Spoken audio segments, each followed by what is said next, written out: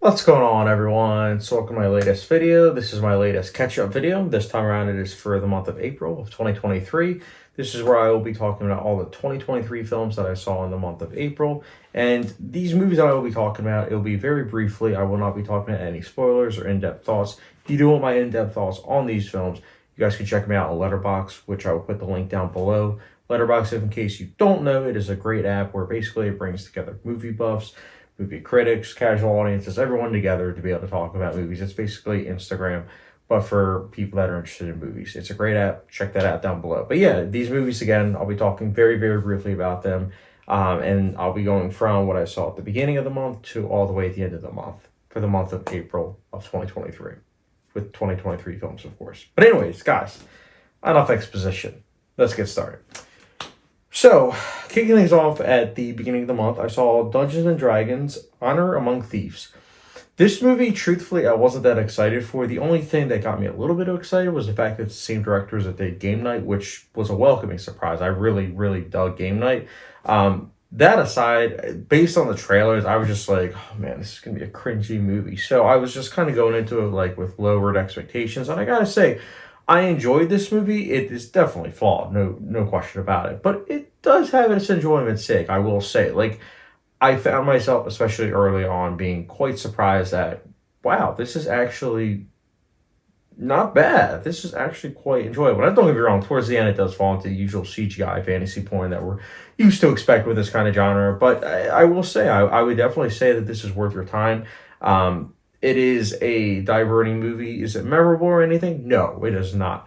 I'm filming this video nearly a month after seeing this, and it's kind of left my memory. But still, while watching it, I did enjoy it, and that is probably enough for me to say that it is worth watching. And I personally will be giving Dungeons and Dragons: Honor Among Thieves a.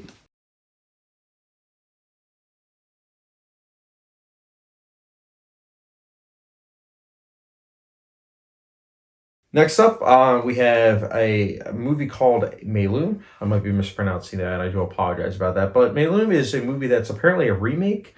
I did not see the original movie, and the ironic thing is, it's the same director who did the original that is doing this movie, Malum. And I went into it, and I gotta say, it's funny because I probably would have found this movie to be quite original if it wasn't the fact that I saw Assault on Precinct 13 like a month or so ago. So then watching this movie, Malum, I was like, oh wow, this is like the horror version of that. And this movie has some interesting ideas, and similar to Dungeons and Dragons, it does have some entertainment value for sure, but it is flawed, very flawed. And I found this one to be quite mixed. I felt, especially as we got into the second half, it really lost steam, and I thought that the what is real, what isn't real, I thought that that aspect could have been used fully to an interesting degree, but towards the end, it just really, really left a lot to be desired. Um, I feel kind of mixed about recommending this movie, so I would say very, very, very, very light recommendation. Not a terrible movie by no means, but it's also not a good movie. Somewhere in the middle, and that's why I personally will be giving Mayloon a.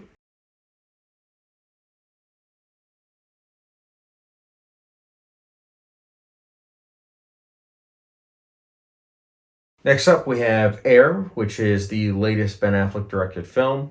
This was rock solid. I quite enjoyed this movie. And I gotta say, it was very consistent too. I thought that this was a movie that you don't necessarily have to be interested in sports, and you can still watch it and appreciate it. And that's something that is a testament to the directing of Ben Affleck. Really liked all the performances. I found the humor to work quite well. It's well shot for the most part.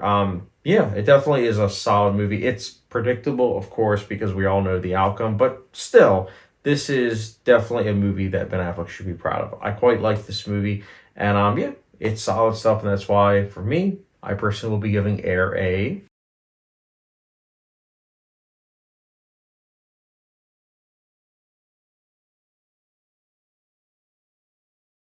And next up, we have Mafia Mamma.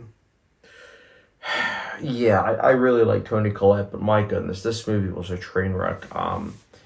Yeah, I did not like this movie. If you haven't heard of this movie, that's probably a good reason because it's not good. I would say avoid at all costs.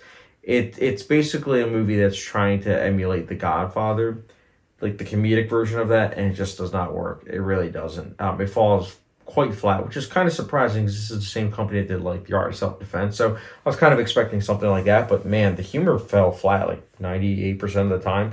Yeah, not a good movie at all. I'd say avoid Mafia Mamma like the plague. That's why I personally will be giving Mafia Mamma a.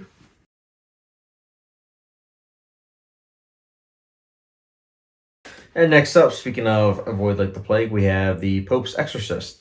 Ironically enough, I saw the Pope's Exorcist along with Mafia Mamma the same night. So it was just kind of funny that Mafia Mamma was like, oh wow, a movie that's trying to emulate The Godfather, and the Pope's Exorcist clearly is trying to emulate The Exorcist. And I gotta say though, the interesting thing about the Pope's Exorcist is that while watching the Pope's Exorcist, I couldn't help it towards about the midway point, kind of wondering in my head, why is it that this movie, The Pope's Exorcist, takes a lot, like a lot from The Exorcist, but why doesn't it work versus The Exorcist does work? And there are many reasons, but the biggest reason I would say is that the characters actually are very realistic and grounded in the original The Exorcist versus here, The Pope's Exorcist. These characters are very, very one-dimensional. You really don't get to know them or care about them, so when things go down, it's kind of like, doesn't really matter. And these characters, they don't go through the procedures of what a normal person would go through, which is that they wouldn't immediately say, oh yeah, things are haunted. No, they wouldn't do that. They would go through procedures of like, going to a doctor, getting second opinion, third opinion, stuff like that. Makes sense. But Pope's Exorcist doesn't do that. There's like a very, very brief scene where it tries to do that, but it just does not work. And there's also just a lot of unintentional comedy in the Pope's Exorcist. I mean, I will say Russell Crowe's good, but I did not like the Pope's Exorcist. I will also say the CGI was like not the best. Yeah, I didn't like the Pope's Exorcist. I really didn't. I can see why some people might like it, but for me, did not like it, and that's why I personally would be giving it a.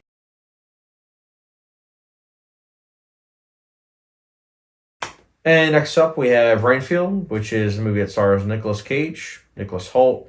I went into this movie with low expectations because even though I'm a huge fan of Nicolas Cage, I had some pause watching the trailer because I was like, okay, is all the funny scenes going to be in the trailer? And did the trailer itself reveal a lot? And kind of to both.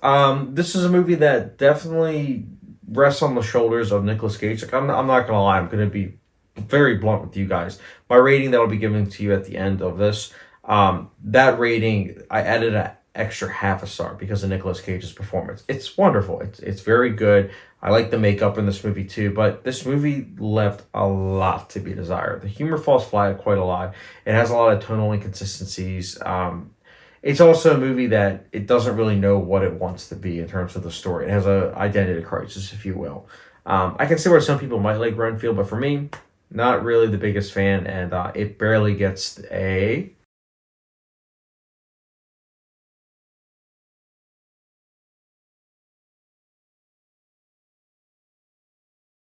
Next up, we have Evil Dead Rise, which based on the trailers, I wasn't that excited for, but at the same time, it's an Evil Dead movie, so I was curious. And I gotta say, this movie I feel quite mixed about, which I know it seems to be the running theme with all these movies I saw this month. But Evil Dead Rise, I like on paper what it was going for. I think that the themes and messages about trauma and in particular family, I think that those are interesting, but I just felt like everything was very two-dimensional. There really wasn't any depth to all these characters, so when things were going wrong, you didn't really have anything to really latch on. At least I didn't personally. But that being said, credit where credit's due. The makeup, the gore, oh my goodness, it's incredible. It's really good stuff. Acting is good.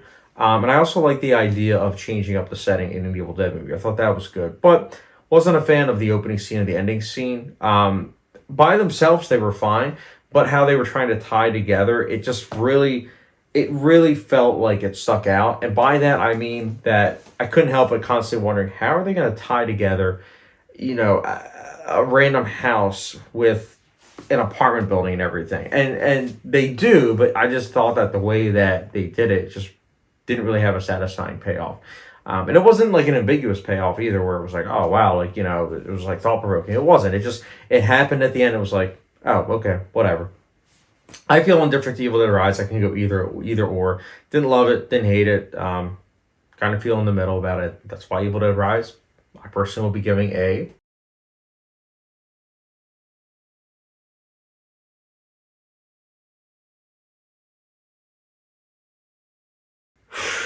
And next up, we have Beau's Afraid, which was one of my most anticipated films for both, 2022 and 2023. Back in 2022, it was originally called Disappointment Boulevard. I think it's a great title, but then they changed the title along with pushing the date back to 2023. And I gotta say, I quite like this film. I already want to see it a second time.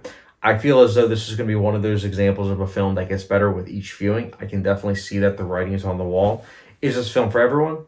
No, it's not. Especially because if you take anything about this movie quite literally, you're not going to like it. You're really not. There are a lot of metaphors. There's quite a bit of symbolism. It's a lot to take in. It's also darkly comical. I quite like this film, but again, at 3 hours long and also being very, very artsy, it's just gonna be a hard sell for a lot of people. But if you are an adventurous filmgoer, I would definitely recommend Beau's Afraid, and I would say that Beau's Afraid, I personally will be giving a.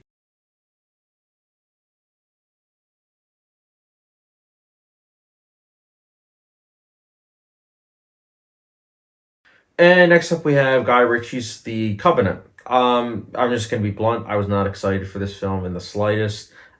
Despite being a fan of Jake Gyllenhaal and Guy Ritchie, I don't know. The trailers just didn't really do anything for me. It seems like your typical gung ho American war film, and I was pleasantly surprised early on in this film because I was like, this is going to be different, and sure enough, it was. And I think that what this film made me realize, especially in retrospect with other war films that I personally like, a lot of times the best war films are ones that weren't directed necessarily by Americans. They were from outsider perspectives because when you have an outside perspective, you actually are trying to find like a middle ground and trying to have like both sides and where, there's like context applicable.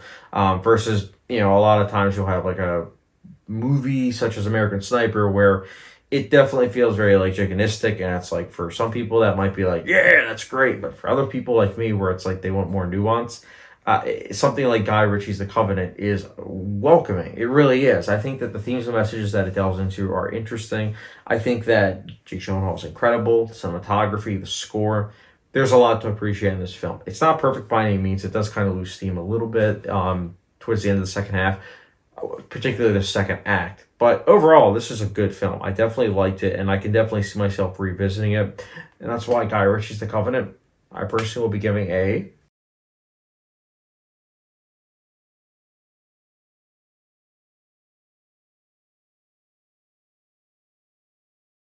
And next up, my favorite film of the year so far. So far, there's still 8 more months. Don't want to get ahead of myself.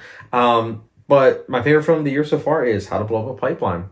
This film was incredible. It really was. I was not expecting this film to be pretty much 100 minutes of sheer anxiety, but it was. It is a very, very fast paced film. It's very well acted. It throws you into the mix with these characters. You get to know them on the go, but they also at the same time have flashback scenes, and it makes sense as to why they use them. This is really, really good storytelling. I was a huge fan of this film. Love the score. Love the way it's shot. I don't know if it was shot on film, but it's definitely trying to emulate the look of film, which I appreciated. It gives this like timeless look to it. Like I said, there is a lot to appreciate about this film. I also want to say this. I think that's similar to The Covenant, which ironically I saw these back to back in theaters with a friend. I think it's kind of ironic that How to Blow Up a Pipeline, you would think that it's going to be kind of like veered towards one point of view, but truthfully, it does give you multiple viewpoints to kind of chew on, and that's something I wasn't expecting, but at the same time, it was more than welcoming because, it ended up being not only just a thrilling film, but also a film that made me think afterwards, and that's pretty awesome. So, How to Blow Up a Pipeline, I'm already looking forward to revisiting a second time. I'll probably pick it up on 4K. Well, knowing Neon, they're just going to release on Blu-ray, but picked it up on physical media because it's definitely quite good. See this in theaters, guys. How to Blow Up a Pipeline, I personally will be giving a.